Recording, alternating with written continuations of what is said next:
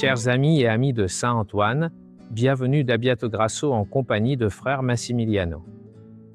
Bienvenue. Bonjour à tous. Bienvenue à frère Massimiliano qui nous a rejoints hier soir ici pour partir aujourd'hui en direction de Milan. Nous sommes désormais entrés dans le diocèse, mais nous sommes partis hier de Silavegna.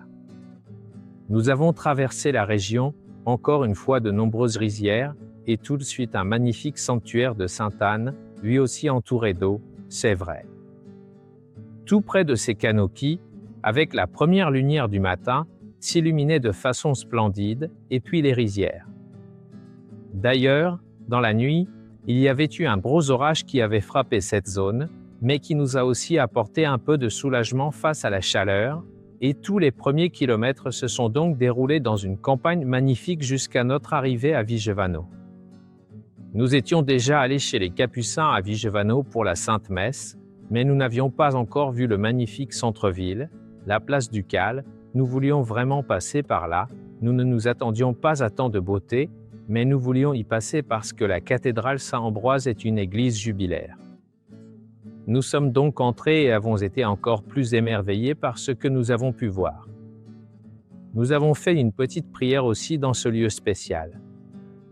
Nous avons ensuite quitté Vigevano et nous sommes dirigés ici, à Abbiato Grasso, encore à travers la campagne, jusqu'à arriver, comme vous le voyez, dans ce magnifique cloître.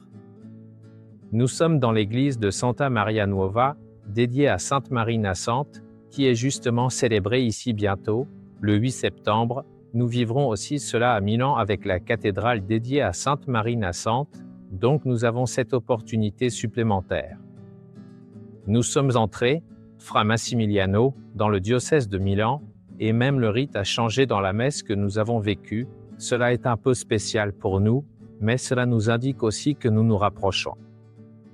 C'est vrai que cette diversité est très belle aussi, non? Le fait d'entrer dans un rite différent nous fait nous sentir en communion avec une église qui a aussi ses différences, mais c'est justement une richesse, en somme.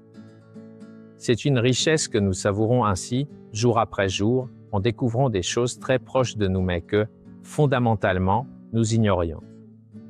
Nous rencontrons beaucoup ou peu d'autres pèlerins, des dévots ou des personnes qui, de toute façon, sont heureuses de savoir que nous marchons avec eux, que nous marchons aussi pour eux, que nous portons leurs intentions de prière jusqu'à la basilique du Saint.